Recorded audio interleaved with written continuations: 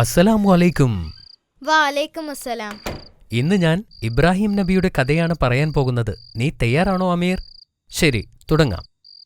ഹാ. ഇബ്രാഹിം നബി അലൈഹിസ്സലാം ഇസ്ലാമിക പ്രബോധനത്തിൽ ഒരു പ്രധാന പങ്ക് വഹിച്ചിട്ടുണ്ട്. അള്ളാഹു തന്റെ ജീവിതകാലത്ത് നൽകിയിരുന്ന എല്ലാ കൽപ്പനകളും അദ്ദേഹം നിറവേറ്റിയിരുന്നു. അചഞ്ചലമായ വിശ്വാസത്തിന്റെ ഫലമായി അള്ളാഹു സുബ്ഹാനഹു വ തആല ഇബ്രാഹിം നബിയെ ലോകജനതയുടെ നേതാവായി തിരഞ്ഞെടുത്തിരുന്നു. നമുക്ക് ഇബ്രാഹിം നബിയുടെ കഥയിലേക്ക് കടക്കാം. ബിസ്മില്ലാഹ്.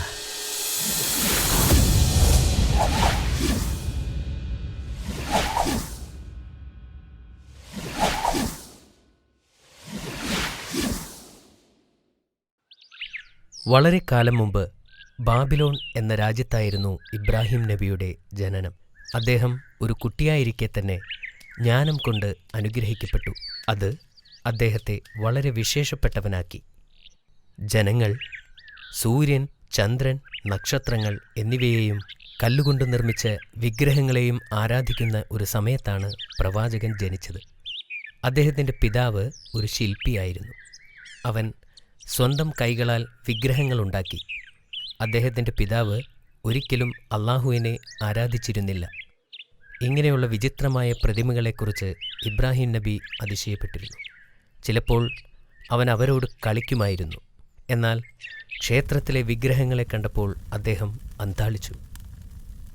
ഈ കൽവിഗ്രഹങ്ങൾക്ക് മുന്നിൽ ആളുകൾ സാഷ്ടാംഗം നമിക്കുന്നത് എന്തുകൊണ്ടെന്ന് അദ്ദേഹം ആശ്ചര്യപ്പെട്ടു. ഒരു ദിവസം മർധൂഖ് പ്രതിമ നിർമ്മിക്കുന്ന സമയത്ത് നബി പിതാവിനോട് ചോദിച്ചു, ജനങ്ങൾ എന്തിനാണ് ഈ കളിപ്പാട്ടങ്ങളെ ആരാധിക്കുന്നത്? അവർ ഞങ്ങളുടെ ദൈവങ്ങളെ പ്രതിനിധാനം ചെയ്യുന്നു. പിതാവ് മറുപടി പറഞ്ഞു, ദൈവങ്ങളിൽ നിന്നുള്ള അനുഗ്രഹങ്ങൾ ലഭിക്കാൻ നാം അവരെ ആരാധിക്കണം. ഇവർക്കെന്താ ഇത്ര വലിയ ചെവികൾ എന്ന് ഇബ്രാഹിം നബി പിതാവിനോട് ചോദിച്ചു. ദൈവങ്ങളുടെ ദേവനായ മർധൂഖ് ആണ് ഈ പ്രതിമ. പിതാവ് മറുപടി പറഞ്ഞു, വലിയ ചെവി അതിൻ്റെ ആഴത്തിലുള്ള അറിവിനെ സൂചിപ്പിക്കുന്നു. ഇബ്രാഹിം നബിക്ക് ആ സമയത്ത് 7 വയസ്സേ പ്രായമുള്ളൂവെങ്കിലും തൻ്റെ ചിരി നിയന്ത്രിക്കാൻ അദ്ദേഹത്തിന് കഴിഞ്ഞില്ല. കാലം കഴിയുന്തോറും ഇബ്രാഹിം നബി അറിവും ജ്ഞാനവും നേടി. അള്ളാഹു ഏക സത്യദൈവം ആണെന്ന് അദ്ദേഹം മനസ്സിലാക്കി. മുതിർന്നു വരുന്തോറും വിഗ്രഹങ്ങളോടുള്ള വിദ്വേഷവും അദ്ദേഹത്തിന് വർദ്ധിച്ചു വന്നു.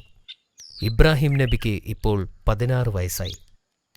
തൻ്റെ പിതാവുമായി അദ്ദേഹം ക്ഷേത്രത്തിൽ പ്രവേശിച്ചപ്പോഴെല്ലാം തൻ്റെ ജനങ്ങൾ വിഗ്രഹങ്ങളോട് പ്രാർത്ഥിക്കുന്നതായി കാണാറുണ്ടായിരുന്നു. തൻ്റെ ജനം പാപമോചനം തേടുന്നതിന് യാഗങ്ങൾ അർപ്പിക്കുന്നതായി അദ്ദേഹം കണ്ടു. ഒരിക്കൽ ഇബ്രാഹിം നബി വീട് വിട്ട് സത്യദൈവത്തെ അന്വേഷിച്ച് നടന്നു. വളരെ കാലം അദ്ദേഹം അലഞ്ഞു തിരിഞ്ഞു. ഒടുവിൽ അദ്ദേഹം ഒരു മലയിലെത്തി. അദ്ദേഹം മലമുകളിൽ കയറി ഒരു ഗുഹയുടെ അടുത്തെത്തി. അവൻ വളരെ കാലം അവിടെയിരുന്നു. ഒരിക്കൽ അദ്ദേഹം വളരെ തിളങ്ങുന്ന ഒരു നക്ഷത്രത്തെ കണ്ടു. നക്ഷത്രത്തിൻ്റെ സൗന്ദര്യത്തെ കണ്ടപ്പോൾ ഈ നക്ഷത്രം അള്ളാഹുവാണെങ്കിലോ എന്ന് അദ്ദേഹം സംശയിച്ചു. കുറച്ച് സമയത്തിന് ശേഷം നക്ഷത്രം അപ്രത്യക്ഷമായി. നക്ഷത്രം അള്ളാഹുവല്ല എന്ന് അദ്ദേഹം മനസ്സിലാക്കി. സത്യദൈവം ഒരിക്കലും മാറിപ്പോവുകയോ അപ്രത്യക്ഷമാവുകയോ ചെയ്യില്ല.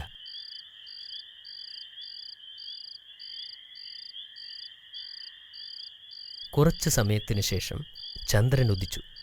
ചന്ദ്രൻ വളരെ മനോഹരമായിരുന്നു. അതിനാൽ ചന്ദ്രൻ അള്ളാഹു ആണെന്ന് ഇബ്രാഹിം നബി കരുതി.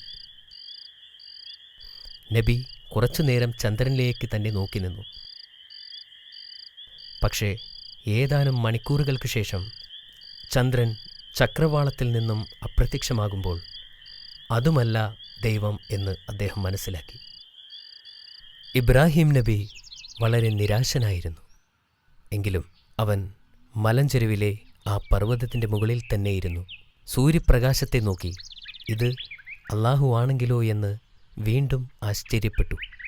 വൈകുന്നേരങ്ങളിൽ സൂര്യൻ ചക്രവാളത്തിൽ അസ്തമിച്ചപ്പോൾ അത് ദൈവമല്ല എന്ന് അദ്ദേഹം മനസ്സിലാക്കി. സത്യദൈവം ഒരിക്കലും അസ്തമിക്കില്ല. യഥാർത്ഥ ദൈവത്തെ ഒരിക്കലും സൃഷ്ടിക്കാൻ കഴിയില്ലെന്ന് ഇബ്രാഹിം നബി മനസ്സിലാക്കി. അള്ളാഹു സകല വസ്തുക്കളുടെയും സൃഷ്ടാവാണെന്നും സൂര്യനും ചന്ദ്രനും നക്ഷത്രങ്ങളും അള്ളാഹുവിൻ്റെ സൃഷ്ടിയാണെന്നും അദ്ദേഹം മനസ്സിലാക്കി. അള്ളാഹുവിന് നന്ദി പ്രകടിപ്പിച്ചു. അള്ളാഹു അദ്ദേഹത്തെ നേർവഴിയിലാക്കിയിരിക്കുന്നു. അപ്പോഴാണ് അള്ളാഹു അദ്ദേഹത്തെ പ്രവാചകനായി തിരഞ്ഞെടുത്തതെന്ന് അദ്ദേഹം മനസ്സിലാക്കി. തൻ്റെ ജനത്തെ നയിക്കാൻ അള്ളാഹു അദ്ദേഹത്തെ തിരഞ്ഞെടുത്തു. ഇത് അദ്ദേഹത്തിന് ഒരു പുതിയ ജീവിതത്തിൻ്റെ തുടക്കമായിരുന്നു. ഈ സന്തോഷവാർത്ത അറിയിക്കാൻ ഇബ്രാഹിം നബി തൻ്റെ പിതാവിൻ്റെ അടുക്കിലേക്ക് ഓടി. ഇത് അറിഞ്ഞ അദ്ദേഹത്തിൻ്റെ പിതാവ് കോപിഷ്ഠനായി. നിനക്കെങ്ങനെ എൻ്റെ ദൈവങ്ങളെ നിഷേധിക്കാൻ കഴിഞ്ഞു? പിതാവേ, എന്നെ പിന്തുടരൂ, ഞാൻ സത്യമാർഗത്തിൽ അങ്ങയെ നയിക്കാം. ഇബ്രാഹിം നബി പിതാവിനോട് യാചിച്ചു. ഇത് അറിഞ്ഞ അദ്ദേഹത്തിൻ്റെ പിതാവ് കോപിഷ്ഠനായി. നിനക്കെങ്ങനെ എൻ്റെ ദൈവങ്ങളെ നിഷേധിക്കാൻ കഴിഞ്ഞു? പിതാവേ, എന്നെ പിന്തുടരൂ, ഞാൻ സത്യമാർഗത്തിൽ അങ്ങയെ നയിക്കാം. ഇബ്രാഹിം നബി പിതാവിനോട് യാചിച്ചു. ഒന്നും ചെയ്യാനാകില്ലെന്ന് പിതാവ് ചിന്തിച്ചു. അള്ളാഹുവിലേക്ക് ആളുകളെ ക്ഷണിക്കേണ്ടത് തൻ്റെ ദൗത്യമാണെന്ന് അദ്ദേഹം മനസ്സിലാക്കി. നബി മറ്റ് ആളുകളുടെ അടുത്തെത്തി അവരെ സന്മാർഗം ഉപദേശിച്ചു. ഏകദൈവം അള്ളാഹു മാത്രമാണ്. അള്ളാഹുവല്ലാതെ യാതൊരു ദൈവവുമില്ല. അവനല്ലാതെ ആരാധനയ്ക്കർഹൻ മറ്റാരുമില്ല. ഞാൻ ഇനി ഒരിക്കലും വിഗ്രഹങ്ങളുടെ മുൻപിൽ വീണ് നമസ്കരിക്കില്ല. അദ്ദേഹം പറഞ്ഞത് കേട്ടപ്പോൾ ആളുകൾ വളരെ രോഷാകുലരായി. നിങ്ങൾ എന്തിനാണ് ഈ വിഗ്രഹങ്ങളെ ആരാധിക്കുന്നത്? അവർക്ക് ശക്തിയില്ലെന്ന് നിങ്ങൾക്കറിയില്ലേ എന്ന് അദ്ദേഹം വീണ്ടും അവരോട് ചോദിച്ചു. അവർ ഇബ്രാഹിം നബിയെ ഭീഷണിപ്പെടുത്തി. ആയതിനാൽ അദ്ദേഹത്തിന് അവിടം വിട്ട് പോകേണ്ടി വന്നു. വിഗ്രഹം യഥാർത്ഥ ദൈവങ്ങളല്ലെന്ന് അവരെ കാണിക്കാൻ ഒരു ഉപായത്തെ പ്രവാചകൻ ചിന്തിച്ചു. ഒരു ദിവസം ഒരു വലിയ ആഘോഷം അവിടെയുള്ള നദിക്കരയിൽ വച്ച് നടന്നു. നഗരത്തിലെ എല്ലാവരും അവിടെ കാണുമെന്ന് നബിക്കറിയാമായിരുന്നു. പട്ടണത്തിൽ ആരും ഉണ്ടായിരുന്നില്ലെന്ന് ഉറപ്പുവരുത്തുന്നതുവരെ പ്രവാചകൻ കാത്തിരുന്നു. അദ്ദേഹം ഒരു കോടാലിയെടുത്ത് ക്ഷേത്രത്തിനുള്ളിലേക്ക് പോയി. അവിടെ ഒട്ടേറെ വിഗ്രഹങ്ങളുണ്ടായിരുന്നു. അവിടെ ഉണ്ടായിരുന്ന വിഗ്രഹങ്ങളെല്ലാം തച്ചുടച്ചു. ഒന്നു ഒഴികെ എല്ലാ വിഗ്രഹങ്ങളും തകർത്തു. അത് ആ ക്ഷേത്രത്തിലെ ഏറ്റവും വലിയ പ്രതിമയാണ്. ഈ പ്രതിമയുടെ കഴുത്തിൽ ഒരു കോടാലി വച്ച് അദ്ദേഹം ക്ഷേത്രത്തിൽ നിന്ന് ഇറങ്ങി. പിറ്റേ ദിവസം നഗരത്തിലെ ആളുകൾ ആരാധനയ്ക്കായി ക്ഷേത്രത്തിൽ ചെന്നപ്പോൾ വിഗ്രഹങ്ങൾ തകർന്നു തരിപ്പണമായത് കണ്ട് അവർ ഞെട്ടി. വിഗ്രഹങ്ങളുടെ കഷ്ണങ്ങൾ ചുറ്റിലും ചിതറിക്കിടക്കുകയായിരുന്നു.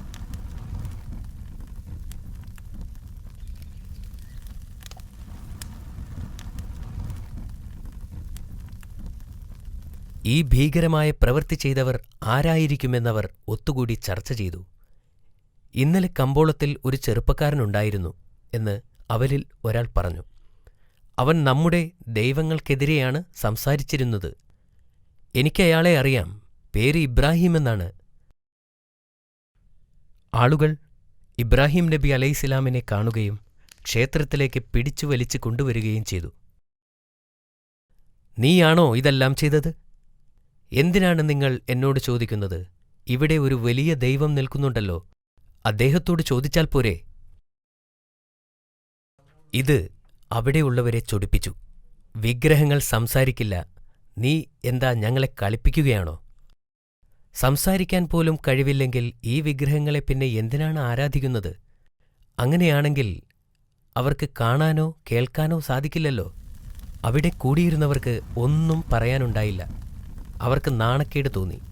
ചിലർക്ക് ഇബ്രാഹിം നബി പറയുന്നത് സത്യമാണെന്ന് മനസ്സിലായി. എന്നാൽ മറ്റുള്ളവർ അപ്പോഴും വൈരാഗ്യം വച്ചുകൊണ്ടിരുന്നു. അവനെ കൊല്ലണം! ആളുകളുടെ ഇടയിൽ നിന്ന് ഒരു ശബ്ദമുയർന്നു. അവർ അദ്ദേഹത്തെ ചങ്ങലകൾ കൊണ്ട് കെട്ടിയിട്ടു. അദ്ദേഹത്തെ എന്ത് ചെയ്യണം എന്നുകൂടി ആലോചിച്ചു. അവനെ ചുട്ടുകൊല്ലണം! ഒരാൾ പറഞ്ഞു. ഇന്നുവരെ കണ്ടിട്ടില്ലാത്ത തരത്തിലുള്ള തീയിൽ അവനെ എറിയണം! മറ്റൊരാൾ പറഞ്ഞു. ഇത് നല്ലൊരു തീരുമാനമാണെന്ന് എല്ലാവരും കരുതി. അങ്ങനെ ബാബിലോണിലെ ആളുകൾ തീയുണ്ടാക്കാൻ ആരംഭിച്ചു. ഭയാനകമായ തീ. പക്ഷികൾക്ക് പോലും അതിൻ്റെ മുകളിലൂടെ പറക്കാൻ പറ്റാത്ത അവസ്ഥ. ആളുകൾക്ക് അതിൻ്റെ അടുത്തുപോലും പോകാൻ സാധിക്കില്ലായിരുന്നു. ഇബ്രാഹിം നബി തന്നെയാണ് വിഗ്രഹം നശിപ്പിച്ചതെന്ന് ജനങ്ങൾ മനസ്സിലാക്കി. വലിയ തീയിൽ അവർ അദ്ദേഹത്തെ ചുട്ടുകൊല്ലുവാനായി തീരുമാനിച്ചു. എന്നിട്ട് അവർ ശേഖരിച്ച എല്ലാ വിറകുകളും അതിൽ നിക്ഷേപിച്ചു. അങ്ങനെ തീ ഭയാനകമായി പടർന്നു പിടിച്ചു. ആരും ഒട്ടും പ്രതീക്ഷിക്കാത്ത വിധം തീ വളർന്നു. ആർക്കും അതിനോട് അടുക്കാൻ സാധിക്കുമായിരുന്നില്ല.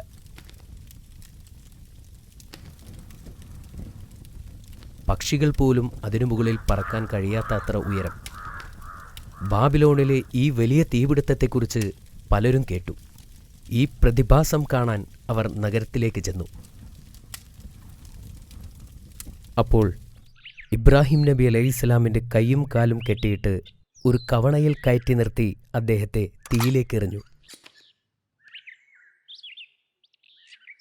പെട്ടെന്ന് തന്നെ സ്വർഗത്തിൽ നിന്നും ഒരു ദൂതൻ പ്രവാചകന്റെ മുന്നിൽ പ്രത്യക്ഷപ്പെട്ടു. അദ്ദേഹത്തോട് ചോദിച്ചു, എന്തെങ്കിലും ആഗ്രഹമുണ്ടോ? തന്നെ തീയിൽ നിന്നും രക്ഷിക്കാൻ അദ്ദേഹത്തിന് വേണമെങ്കിൽ അപേക്ഷിക്കാമായിരുന്നു. എന്നാൽ അദ്ദേഹം പറഞ്ഞു, അല്ലാഹു എന്നെ ഇഷ്ടപ്പെടുവാൻ മാത്രമേ ഞാൻ ആഗ്രഹിക്കുന്നുള്ളൂ. പിന്നീട് സംഭവിച്ചത് അത്ഭുതമായിരുന്നു. അദ്ദേഹം തീയിൽ ചെന്ന് വീണപ്പോൾ തണുപ്പാണ് അനുഭവപ്പെട്ടത്. അദ്ദേഹത്തെ കെട്ടിയിട്ടിരുന്ന കയറല്ലാതെ മറ്റൊന്നും കത്തിയില്ല.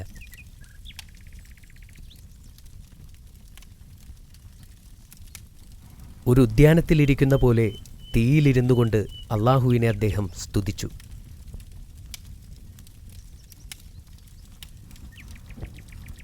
എന്താണ് അവിടെ സംഭവിക്കുന്നതെന്ന് ജനങ്ങൾക്കറിയാൻ സാധിച്ചില്ല. അതിനാൽ അവർ തീ അണയുന്നവരെ കാത്തിരുന്നു. തീ കെട്ടടങ്ങിയപ്പോൾ പ്രവാചകൻ ഒരു പോറൽ പോലും ഏൽക്കാതെ ആ തീയിൽ നിന്നും പുറത്തു വന്നു. അത് കണ്ടപ്പോൾ അത്ഭുതത്തോടെ അവർ പ്രവാചകനെ നോക്കി നിന്നു. ഇത് ശരിക്കും അത്ഭുതമാണ്. ഇബ്രാഹീമിൻ്റെ ദൈവം സത്യം തന്നെയാണ്, ജനങ്ങളിൽ ചിലർ പറഞ്ഞു. എങ്കിലും ഭൂരിഭാഗം ആളുകളും വിഗ്രഹങ്ങൾ നശിപ്പിച്ചതിനാൽ നബിയോട് ദേഷ്യത്തിൽ തന്നെ ആയിരുന്നു. അവർ അദ്ദേഹത്തെ നമ്രൂദ് രാജാവിൻ്റെ സദസ്സിലേക്ക് പിടിച്ചുകൊണ്ടുപോയി. അദ്ദേഹത്തിൻ്റെ കൈകാലുകൾ ബന്ധിച്ച നിലയിലാണ് കൊട്ടാരത്തിലെത്തിച്ചത്. നമ്രൂദ് രാജാവ് പ്രവാചകനോട് ചോദിച്ചു, ഞങ്ങൾ ആരാധിക്കുന്ന വിഗ്രഹങ്ങളെ നശിപ്പിച്ചതെന്തിന്? പ്രവാചകൻ പറഞ്ഞു, അവർ ദൈവമല്ല, വെറും കൽപ്രതിമകളാണ്. ആരാണ് യഥാർത്ഥ ദൈവമെന്ന് നമ്രൂദ് ചോദിച്ചു. പ്രവാചകൻ ശാന്തമായി മറുപടി പറഞ്ഞു, ഏക സത്യദൈവം അല്ലാഹു മാത്രമാണ്. എല്ലാ ജീവജാലങ്ങളെയും സൃഷ്ടിക്കുവാനും സംഹരിക്കുവാനുമുള്ള കഴിവ് അല്ലാഹുവിന് മാത്രമാണുള്ളത്. രാജാവ് പ്രവാചകന്റെ വാക്കുകൾ കേട്ട് കോപാകുലനായി. അവൻ കോപത്തോടെ എഴുന്നേറ്റ് നിന്നു പറഞ്ഞു, ജീവനും മരണവും എനിക്ക് നൽകാൻ കഴിയും. നിന്നെ ഞാനത് കാണിക്കാം. രണ്ടുപേരെ കോടതി മുറിയിലെത്തിക്കുവാൻ അദ്ദേഹം കൽപ്പിച്ചു. അതിൽ ആദ്യത്തവനെ കൊല്ലുവാൻ നമ്രൂദ് ആവശ്യപ്പെട്ടു. ഒരു ഭടൻ വാളെടുത്ത് ഒരടിമയെ കൊന്നു. നോക്ക്, ജീവനെടുക്കാനുള്ള അധികാരം എനിക്കുണ്ട്. അവൻ അടുത്ത അടിമയെയും കൊല്ലുവാൻ ആവശ്യപ്പെട്ടു. ഭടൻ വാളെടുത്ത് വീശുന്നതിന് തൊട്ടുമുമ്പ് രാജാവ് കൽപ്പിച്ചു, അവനെ കൊല്ലരുത്, അവൻ ജീവിക്കണം. എന്നിട്ട് നമ്രൂദ് ഇബ്രാഹിം നബിയോട് പറഞ്ഞു, കണ്ടോ, എനിക്ക് ജീവിപ്പിക്കുവാനും കഴിവുണ്ട്. പ്രവാചകൻ പറഞ്ഞു, അല്ലാഹു സൂര്യനെ പടിഞ്ഞാറ് നിന്ന് ഉദിപ്പിക്കാൻ കഴിവുള്ളവനാണ്. നിങ്ങൾക്ക് അത് ചെയ്യാൻ കഴിയുമോ? നമ്രൂദിന് ഒന്നും പറയാൻ കഴിഞ്ഞില്ല. അവന് ഇബ്രാഹിം നബിയോട് വൈരാഗ്യമുണ്ടായി. ഇബ്രാഹിം നബി അലൈഹിസ്സലാം ജനങ്ങളോട് അല്ലാഹുവിൽ വിശ്വസിക്കാൻ ആവശ്യപ്പെട്ടു. ബാബിലോണിലെ ഒരു പുരുഷനും ഒരു സ്ത്രീയുമൊഴികെ ആരും തന്നെ ഇബ്രാഹിം നബിയുടെ വാക്കുകൾ ശ്രദ്ധിക്കാൻ തയ്യാറായിരുന്നില്ല. ആ സ്ത്രീയുടെ പേര് സാറ എന്നും പുരുഷന്റെ പേര് ലൂത്ത് എന്നുമായിരുന്നു. ലൂത്ത് പിന്നീട് പ്രവാചകനായിത്തീർന്നു. ഇബ്രാഹിം നബി അലൈഹിസ്സലാം തന്റെ വാക്കുകൾ ഇവിടെ ആരും കേൾക്കാൻ പോകുന്നില്ലെന്ന് തിരിച്ചറിഞ്ഞു. അതുകൊണ്ട് മറ്റൊരു രാജ്യത്തേക്ക് കുടിയേറിപ്പാർക്കാൻ അദ്ദേഹം തീരുമാനിച്ചു. മറ്റൊരു ജനതയിൽ അല്ലാഹുവിൽ നിന്നുള്ള സന്ദേശം പ്രചരിപ്പിക്കാൻ അദ്ദേഹം ആഗ്രഹിച്ചു. പ്രവാചകൻ തൻ്റെ പിതാവിനോട് ഇസ്ലാമിലേക്ക് ചേരാൻ അപേക്ഷിച്ചു. എന്നാൽ അയാൾ അത് നിരസിച്ചു. പ്രവാചകനും സാറയും ലൂത്ത് നബിയും ഒരു നീണ്ട യാത്ര ആരംഭിച്ചു. സിറിയ, പലസ്തീൻ, ഈജിപ്ത് എന്നിവിടങ്ങളിലൂടെ അവർ സഞ്ചരിച്ചു. ജനങ്ങളോട് അള്ളാഹുവിൽ വിശ്വസിക്കാൻ ആവശ്യപ്പെട്ടു. ഇതിനിടയിൽ പ്രവാചകനായ ലൂത്ത് നബി അലൈഹിസ്സലാം ചാവുകടൽ തീരത്തേക്ക് കുടിയേറി അവിടെ ഇസ്ലാമിക പ്രബോധനം ആരംഭിച്ചു. കുറച്ച് മാസങ്ങൾക്ക് ശേഷം ഇബ്രാഹിം നബി അലൈഹിസ്സലാം സാറയെ വിവാഹം ചെയ്തു. അവൾ നല്ലൊരു വിശ്വാസിയായിരുന്നു. പ്രവാചകനും ഭാര്യയും മരുഭൂമിയിൽ കുറേ നാൾ യാത്ര ചെയ്തു. ഒരു ദിവസം അവർ ഒരു ദുഷ്ടനായ രാജാവിൻ്റെ രാജ്യത്ത് പ്രവേശിക്കാനിടയായി. ദുഷ്ടനായ രാജാവ് പ്രവാചകന്റെ സുന്ദരിയായ ഭാര്യയെക്കുറിച്ചറിഞ്ഞു. രാജാവ് പ്രവാചകനെ തന്റെ മുമ്പിൽ ഹാജരാക്കാൻ ഒരു ഭടനെ അയച്ചു. രാജാവിന്റെ മുമ്പിൽ പ്രവാചകനെ കൊണ്ടുവന്നു. നിങ്ങളുടെ കൂടെയുള്ള സ്ത്രീ ആരാണ്? രാജാവ് ചോദിച്ചു. പ്രവാചകൻ തന്റെ സഹോദരിയാണെന്ന് മറുപടി പറഞ്ഞു. സാറയെ രാജസദസ്സിൽ കൊണ്ടുവരാൻ ദുഷ്ടനായ രാജാവ് പ്രവാചകനോട് കൽപ്പിച്ചു. അവരെ പരിചയപ്പെടാൻ തനിക്ക് ആഗ്രഹമുണ്ടെന്ന് രാജാവ് പറഞ്ഞു. പ്രവാചകൻ തന്റെ ഭാര്യയോട് പോയി പറഞ്ഞു, രാജാവ് നിന്നെ കാണാൻ ആവശ്യപ്പെട്ടിട്ടുണ്ട്. എന്നാൽ അവിടെ ചെല്ലുമ്പോൾ നീ എൻ്റെ ഭാര്യയാണെന്ന് പറയരുത്. നീ എൻ്റെ സഹോദരിയാണെന്നാണ് ഞാൻ പറഞ്ഞിട്ടുള്ളത്. സാറ രാജാവിൻ്റെ അടുക്കലെത്തിയപ്പോൾ രാജാവ് അവളുടെ സൗന്ദര്യം കണ്ട് മതിമറന്നു. അദ്ദേഹം സാറയെ പിടിക്കാനായി ശ്രമിച്ചു. എന്നാൽ സാറയുടെ അടുത്തെത്തിയതും രാജാവിൻ്റെ കൈ അനക്കാൻ സാധിച്ചില്ല. ദുഷ്ടനായ രാജാവ് ഭയപ്പെട്ടു. അവൻ അപേക്ഷിച്ചു, നിങ്ങൾ എനിക്ക് വേണ്ടി അള്ളാഹുവിനോട് പ്രാർത്ഥിക്കുക. ഞാൻ ഒരിക്കലും ഒരു ദ്രോഹവും വരുത്തുകയില്ല. സാറ അള്ളാഹുവിനോട് പ്രാർത്ഥിച്ചപ്പോൾ ആ ദുഷ്ടനായ രാജാവിൻ്റെ കൈകൾ സുഖം പ്രാപിച്ചു. പക്ഷേ വീണ്ടും സാറയെ കയറിപ്പിടിക്കാൻ രാജാവ് മുതിർന്നു. അവന്റെ കൈകൾ വീണ്ടും അനങ്ങാതെയായി. ദുഷ്ടനായ രാജാവ് വീണ്ടും സാറയോട് അപേക്ഷിച്ചു, വീണ്ടും അള്ളാഹുവിനോട് പ്രാർത്ഥിക്കാൻ. സാറ അള്ളാഹുവിനോട് പ്രാർത്ഥിച്ചപ്പോൾ ആ ദുഷ്ടനായ രാജാവിന്റെ കൈകൾ സുഖം പ്രാപിച്ചു. സാറ ഒരു സാധാരണ സ്ത്രീയല്ലെന്ന് രാജാവ് തിരിച്ചറിഞ്ഞു. അങ്ങനെ അവൻ സാറയ്ക്കൊരു സമ്മാനം നൽകി. അവൻ തന്റെ ദാസിമാരിൽ ഹാജറ എന്നു പേരുള്ള ഒരു അടിമയെ സാറയ്ക്ക് നൽകി. അതിനുശേഷം അവളെ വീട്ടിലേക്ക് അയച്ചു. സാറ തിരിച്ചു വന്നപ്പോൾ ഇബ്രാഹിം നബി കാര്യങ്ങൾ അന്വേഷിച്ചു. ആ ദുഷ്ടനായ രാജാവിനെ അള്ളാഹു ഒരു പാഠം പഠിപ്പിച്ചു. അവനെക്കൊണ്ട് അവന്റെ ദാസിയെ എനിക്ക് സമ്മാനമായി നൽകിച്ചു. വർഷങ്ങൾ കഴിഞ്ഞു. ഇബ്രാഹിം നബിയുടെ മുടി നരച്ചു തുടങ്ങി. അപ്പോഴും ഇബ്രാഹിം നബി ആളുകളെ ഇസ്ലാമിലേക്ക് ക്ഷണിച്ചുകൊണ്ടേയിരുന്നു. സാറയ്ക്കും പ്രായമായി. ഇനി തനിക്കൊരു കുഞ്ഞിന് ജന്മം നൽകാൻ സാധിക്കില്ലെന്ന് അവൾക്ക് മനസ്സിലായി. അതുകൊണ്ടുതന്നെ അടിമയായ ഹാജറയെ വിവാഹം കഴിക്കാൻ സാറ ഇബ്രാഹിം നബിയോട് ആവശ്യപ്പെട്ടു. അവൾക്ക് ഒരു നല്ല കുഞ്ഞിനെ നൽകി അനുഗ്രഹിക്കുവാൻ അള്ളാഹുവിനോട് പ്രാർത്ഥിക്കുകയും ചെയ്തു. മാസങ്ങൾക്ക് ശേഷം ഹാജറ ഒരു ആൺകുഞ്ഞിന് ജന്മം നൽകി. അവന് ഇസ്മായിൽ എന്നു പേരിട്ടു. കാലങ്ങൾ ഒരുപാട് കടന്നുപോയി. ഒരിക്കൽ ഇബ്രാഹിം നബി ഞെട്ടി ഉണർന്നു. അള്ളാഹുവിനു വേണ്ടി എന്തോ ചെയ്യേണ്ടതായി ഉണ്ടെന്ന് അദ്ദേഹത്തിന് തോന്നി. അദ്ദേഹം ഹാജറയുടെ അടുത്തു ചെന്ന് പറഞ്ഞു, ഒരു യാത്ര പോകേണ്ടതുണ്ട്. ഇസ്മായിലിനെ കൂട്ടി തയ്യാറായി നിൽക്കൂ. ഇബ്രാഹിം നബിയും ഭാര്യയും കുട്ടിയായ ഇസ്മായിലും ഒരു ദൂരയാത്രയ്ക്ക് പുറപ്പെട്ടു. ഒരുപാട് ദിവസം അവർ സഞ്ചരിച്ചു. ഒടുവിൽ ഒരു വരണ്ട മരുഭൂമിയായ മർവ പർവ്വതത്തിൻ്റെ താഴ്വാരത്തെത്തി. അവിടെ പഴങ്ങളോ മരങ്ങളോ ഭക്ഷണമോ വെള്ളമോ ഇല്ലായിരുന്നു. ജീവന്റെ ഒരു അടയാളം പോലുമില്ലാത്ത ഒരു താഴ്വരയായിരുന്നു അത്. അവിടെ വച്ച് ഇബ്രാഹിം നബി തൻ്റെ ഭാര്യയെയും കുട്ടിയെയും ഉപേക്ഷിച്ച് തിരിച്ചു നടക്കാൻ തുടങ്ങി. അവർക്ക് 2 ദിവസത്തേക്കുള്ള ഭക്ഷണം മാത്രമേ കയ്യിലുണ്ടായിരുന്നുള്ളൂ. അദ്ദേഹത്തിൻ്റെ ഭാര്യ അദ്ദേഹത്തോട് പൊട്ടിക്കരഞ്ഞുകൊണ്ട് ചോദിച്ചു, ഞങ്ങളെ ഈ മരുഭൂമിയിൽ ഒറ്റക്കാക്കി എങ്ങോട്ടാണ് പോകുന്നത്? അദ്ദേഹം ഒന്നും മറുപടി പറഞ്ഞില്ല. അവർ വീണ്ടും കരഞ്ഞുകൊണ്ട് അപേക്ഷിച്ചു.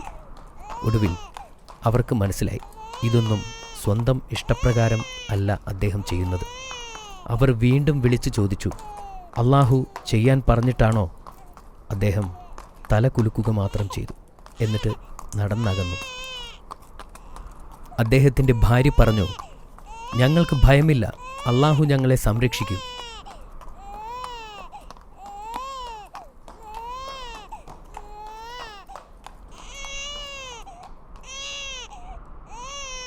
തൻ്റെ ഭാര്യയ്ക്കും കുഞ്ഞിനും ആവശ്യമുള്ള ഭക്ഷണവും വെള്ളവും സംരക്ഷണവും നൽകി അനുഗ്രഹിക്കാൻ ഇബ്രാഹിം നബി അള്ളാഹുവിനോട് പ്രാർത്ഥിച്ചുകൊണ്ടിരുന്നു.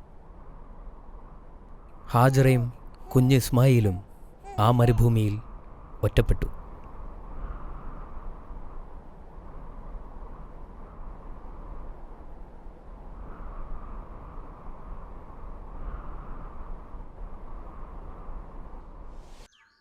അള്ളാഹുവിൻ്റെ കൽപ്പനപ്രകാരം ഇബ്രാഹിം നബി തൻ്റെ ഭാര്യയെയും മകനെയും ആ മരുഭൂമിയിൽ ഉപേക്ഷിച്ച് തിരികെ പോയി. ഹാജറയുടെ കയ്യിൽ വെറും 2 ദിവസത്തേക്കുള്ള ഭക്ഷണം മാത്രമേ ഉണ്ടായിരുന്നുള്ളൂ. അതും കഴിഞ്ഞു. ഹാജറ ബാക്കിയുണ്ടായിരുന്ന വെള്ളം കുടിച്ചതിനാൽ അവരുടെ കുട്ടിക്ക് പാല് കൊടുക്കാൻ കഴിഞ്ഞു.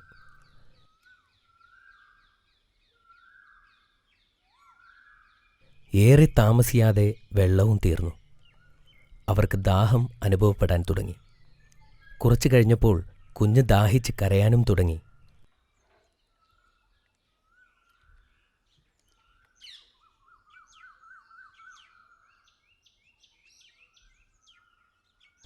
അവർ അടുത്തുള്ള മർവ പർവ്വതത്തിലേക്ക് ഓടിക്കയറി. അവിടെ ആരെങ്കിലും കാണുകയോ എന്തെങ്കിലും ലഭിക്കുകയോ ചെയ്തിരുന്നെങ്കിലെന്ന പ്രതീക്ഷ അവർക്കുണ്ടായിരുന്നു. പക്ഷേ അങ്ങനെ ഒന്നും കാണാൻ സാധിച്ചില്ല. തുടർന്ന് അടുത്തുള്ള പർവ്വതമായ സഫയിലേക്ക് ഓടി. അവിടെയും ഇത് തന്നെയായിരുന്നു അവസ്ഥ. അങ്ങനെ അവർ 7 തവണ സഫയ്ക്കും മർവയ്ക്കും ഇടയിലൂടെ ഓടി. ഒടുവിൽ ഹാജറ അവശയായി. അവർ കുട്ടിയുടെ സമീപം വന്നിരുന്നു. അപ്പോൾ അവർ ഒരു ശബ്ദം കേട്ടു. അവർ അത് എന്താണെന്നറിയാൻ വേണ്ടി കാതോർത്തു നിന്നു. വീണ്ടും ആ ശബ്ദം കേട്ടപ്പോൾ അവർ ചോദിച്ചു, നിങ്ങൾ ആരാണെങ്കിലും അള്ളാഹു നിങ്ങളെ എനിക്ക് കേൾപ്പിച്ചു തന്നു. എന്നെ സഹായിക്കാൻ കഴിയുമോ?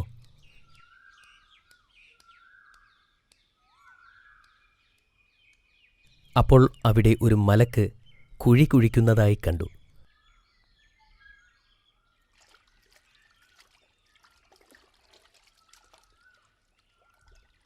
വെള്ളം കണ്ടപ്പോൾ ഹാജറ ഓടിച്ചെന്ന് അതിന് തടം കെട്ടാൻ തുടങ്ങി.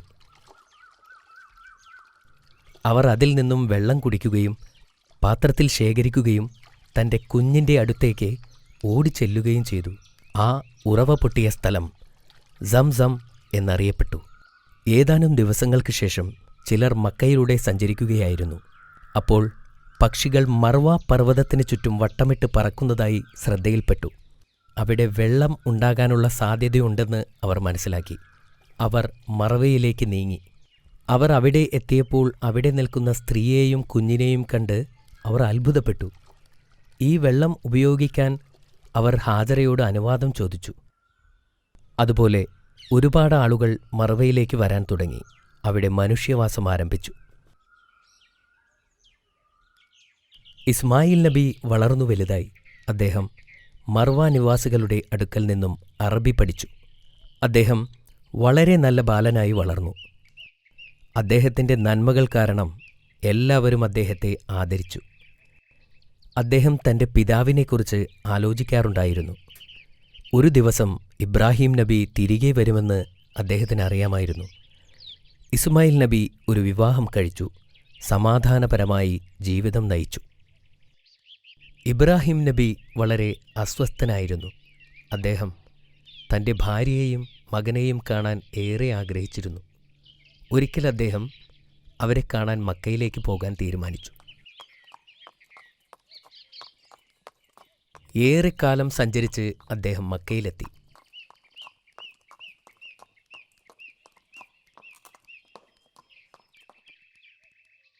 ഇബ്രാഹിം നബി എത്തുന്നതിന് മുമ്പ് തന്നെ ഹാജറ ബീവി വഫാത്തായിരുന്നു. അത് മക്ക നിവാസികളിൽ നിന്നും അദ്ദേഹം മനസ്സിലാക്കി. എന്നാൽ ഇസ്മായിൽ നബി ഇപ്പോഴും ജീവനോടെയുണ്ട് എന്ന് അദ്ദേഹം അറിഞ്ഞു. ഇത് കേട്ടതിൽ അദ്ദേഹം വളരെയധികം സന്തോഷിച്ചു. അൽഹംദുലില്ലാഹ് എന്ന് പറയുകയും ചെയ്തു.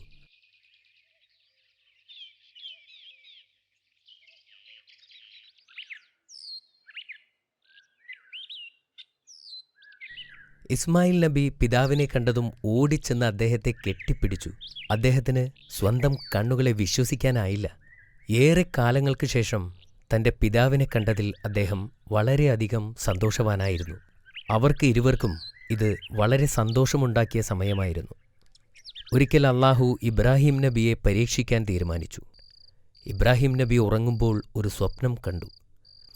അതിൽ അദ്ദേഹം തൻ്റെ മകനെ അല്ലാഹുവിനു വേണ്ടി ബലിയർപ്പിക്കുന്നതായും കണ്ടു. അദ്ദേഹം ഞെട്ടിയെണീറ്റു.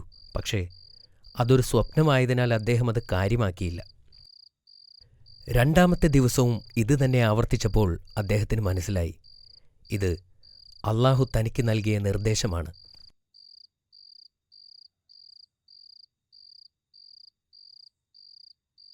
ഇബ്രാഹിം നബി ഇസ്മായിൽ നബിയെ വിളിച്ചു. താൻ കണ്ട സ്വപ്നത്തെക്കുറിച്ച് പറഞ്ഞു. അപ്പോൾ ഇസ്മായിൽ നബി പറഞ്ഞു, അല്ലാഹു അങ്ങയോട് എന്തു പറഞ്ഞുവോ അത് ചെയ്യുക. അടുത്ത ദിവസം അവർ ഒരു കത്തിയും കയറുമായി അറഫ പർവ്വതത്തിന് മുകളിലേക്ക് പോയി.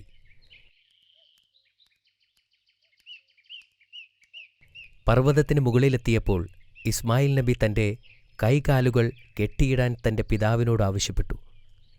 കാരണം അല്ലെങ്കിൽ ബലിയർപ്പിക്കാൻ ബുദ്ധിമുട്ടുണ്ടായേക്കാം. ഇബ്രാഹിം നബി അതനുസരിച്ചു. എന്നിട്ട് സ്വന്തം കണ്ണുകളും മൂടിക്കെട്ടി. തൻ്റെ മകൻ്റെ മരണം കാണാൻ ത്രാണിയില്ലാത്തതിനാലായിരുന്നു അത്. നബി തൻ്റെ കത്തി ഉയർത്തി. എന്നാൽ പെട്ടെന്ന് ആകാശത്ത് നിന്നൊരു ശബ്ദം കേട്ടു. ഇസ്മായിൽ നബിക്ക് പകരം ദൈവം ഒരു ആടിനെ യാഗമർപ്പിക്കാൻ കൽപ്പിച്ചു. നബി വളരെയധികം സന്തോഷവാനായി. അല്ലാഹുവിൻ്റെ പരീക്ഷണം അവർ ജയിച്ചിരുന്നു. അവർ ആ ആടിനെ അറുത്ത് അതൊരു വലിയ ആഘോഷമാക്കി മാറ്റി.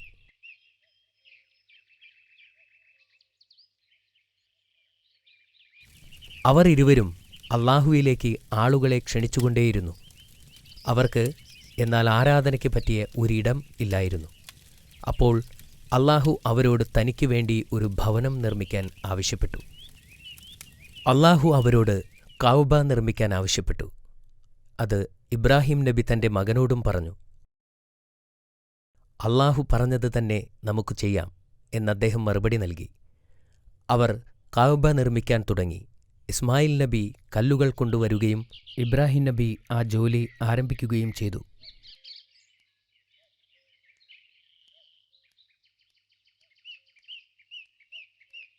ചുമരിന് ഉയരം കൂടിയപ്പോൾ ഇസ്മായിൽ നബി വലിയ കല്ലുകൾ ഇബ്രാഹിം നബിക്ക് വേണ്ടി കൊണ്ടുവന്ന് അദ്ദേഹം അതിന് മുകളിൽ കയറി നിന്ന് തൻ്റെ ജോലി പൂർത്തിയാക്കുകയും ചെയ്തു. അതിൻ്റെ മൂലക്കല്ല് സ്ഥാപിക്കാൻ ഇസ്മായിൽ നബിയോട് കല്ല് ശേഖരിക്കാനായി ആവശ്യപ്പെട്ടു. അദ്ദേഹം വളരെ ക്ഷീണിതനായിരുന്നു.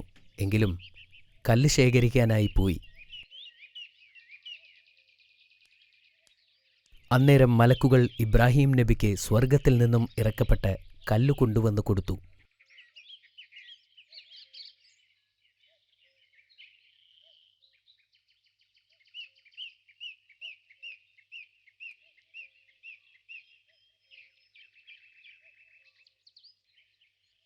ആദ്യകാലത്ത് അതിൻ്റെ നിറം വെളുപ്പായിരുന്നു. പിന്നീട് ആളുകളുടെ പാപം കാരണം അത് കറുപ്പായി മാറപ്പെട്ടു. തിരികെ എത്തിയ ഇസ്മായിൽ നബി ആ കല്ല് കണ്ട് അത്ഭുതപ്പെട്ടു. അദ്ദേഹം ചോദിച്ചു, ആരാണ് ഈ കല്ല് കൊണ്ടുവന്നത്? ക്ഷീണം ബാധിക്കാത്ത ഒരാൾ കൊണ്ടുവന്നതാണ് എന്ന് ഇബ്രാഹിം നബി മറുപടി പറഞ്ഞു. അങ്ങനെ അവർ നിർമ്മാണം പൂർത്തിയാക്കി. അവർ ചെയ്ത ഈ കർമ്മം സ്വീകരിക്കാനായി അല്ലാഹുവിനോട് പ്രാർത്ഥിച്ചു. അല്ലാഹു അതിൽ വളരെ സംതൃപ്തനായിരുന്നു. എല്ലാവരോടും കഅബയിൽ വന്ന് തീർത്ഥാടനം ചെയ്യാൻ ആഹ്വാനം ചെയ്തു. അത് ഇബ്രാഹിം നബിയുടെ ജനത അനുസരിക്കുകയും ചെയ്തു.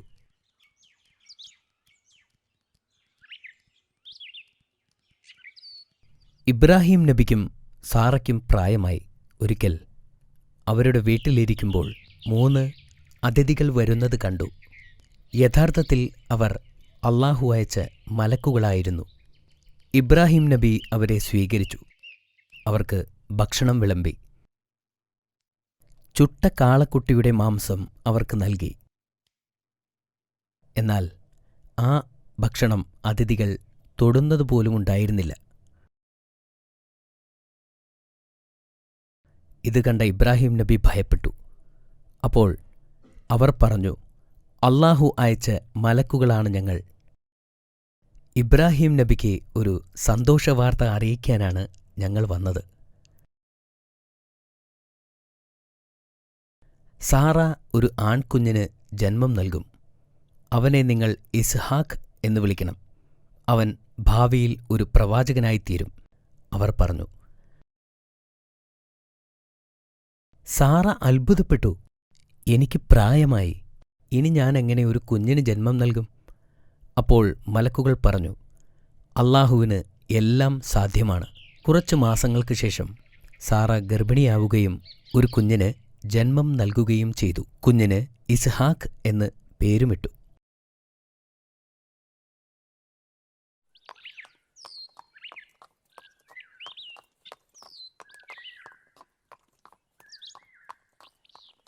വർഷങ്ങൾക്കു ശേഷം ഇബ്രാഹിം നബി തന്റെ മകനെ കാണാൻ വേണ്ടി തിരികെ വന്നു. അദ്ദേഹം വീട്ടിലെത്തിയപ്പോൾ ഇസ്മായിൽ നബി വീട്ടിലില്ലായിരുന്നു. ഇസ്മായിൽ നബിയുടെ ഭാര്യ അവിടെ ഉണ്ടായിരുന്നു. അദ്ദേഹം അവരുടെ സുഖവിവരം അന്വേഷിക്കാൻ തുടങ്ങി. എന്നാൽ അവർ പരാതിക്കെട്ട് അദ്ദേഹത്തിന് മുമ്പിൽ അഴിച്ചുവച്ചു. ഇബ്രാഹിം നബിക്ക് മനസ്സിലായി, അള്ളാഹുവിൻ്റെ അനുഗ്രഹങ്ങൾ അവൾ ആലോചിക്കുന്നു പോലുമില്ലല്ലോ. ആ സ്ത്രീ തൻ്റെ മകന് പറ്റിയ ഭാര്യയല്ലെന്ന് അദ്ദേഹം മനസ്സിലാക്കി. അദ്ദേഹം തൻ്റെ മകന് മനസ്സിലാകുന്ന തരത്തിൽ ഒരു സന്ദേശം അവൾക്ക് നൽകി. ഇസ്മായിൽ നബി വരുമ്പോൾ അദ്ദേഹത്തോട് സലാം പറയാൻ അദ്ദേഹം ആവശ്യപ്പെട്ടു. ഈ ഗോപുരത്തിൻ്റെ പൂമുഖം മാറ്റുവാൻ നീ അവനോട് പറയണം എന്നദ്ദേഹം പറഞ്ഞു. ഇസ്മായിൽ നബി തിരിച്ചു വന്നപ്പോൾ അദ്ദേഹം കാര്യങ്ങൾ അന്വേഷിച്ചു. അവർ ഇബ്രാഹിം നബി പറഞ്ഞ കാര്യങ്ങൾ അദ്ദേഹത്തോട് പറഞ്ഞു.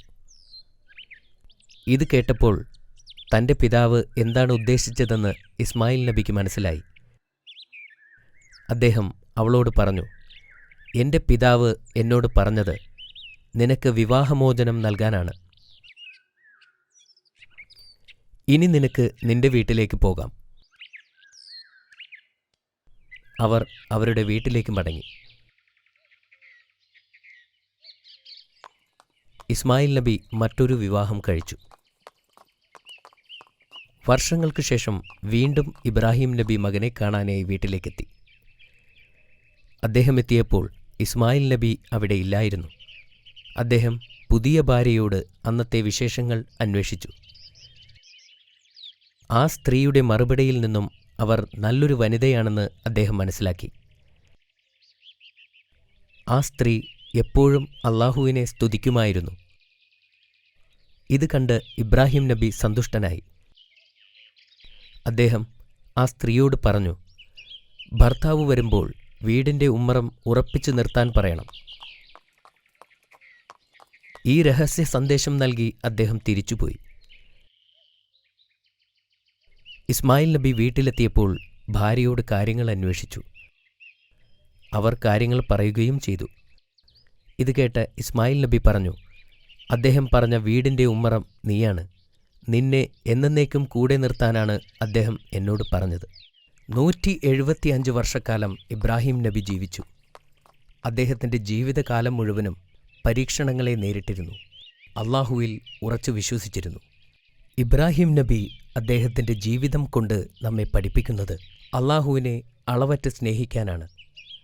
25ഓളം പ്രവാചകന്മാരുണ്ടായിട്ടും അള്ളാഹു മനുഷ്യത്വത്തിന് മാതൃകയായി 2 പേരെ മാത്രമേ ഖുർആനിൽ പറഞ്ഞിട്ടുള്ളൂ. അത് ഇബ്രാഹിം നബി അലൈഹിസ്സലാമും മുഹമ്മദ് നബി സ്വല്ലല്ലാഹു അലൈഹി വസല്ലമയുമാണ്.